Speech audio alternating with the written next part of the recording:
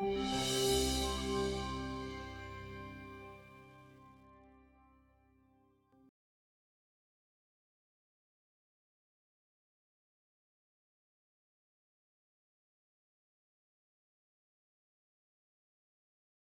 overall coverage of U.S. drought inched up only slightly to 64%.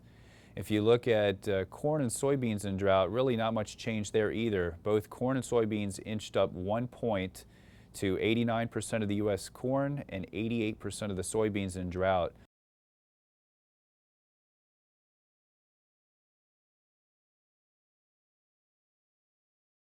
We're seeing now almost 3/4 of the U.S.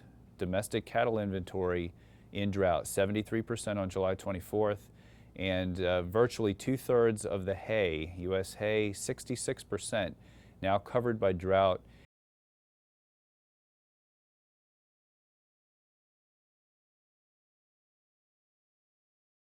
In some cases now, crop conditions are falling below, worse than what we saw in 1988. In fact, we have more of the U.S. corn states rated worse currently in 2012 than at this point in 1988, meaning that we're now very quickly reaching or even surpassing the drought severity of 1988 across the U.S. Midwest.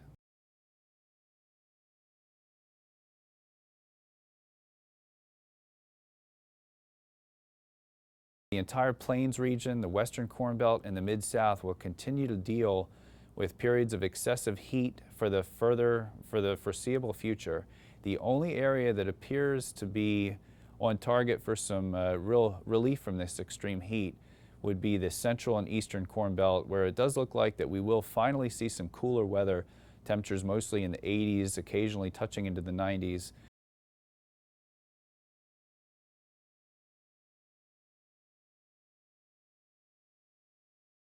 We've seen some 10-inch totals in the southeast, really stretching from about Houston, Texas, into the southern Appalachians. So not everyone has been dry. We've actually seen some improvement in the overall drought situation in those areas of the southeast.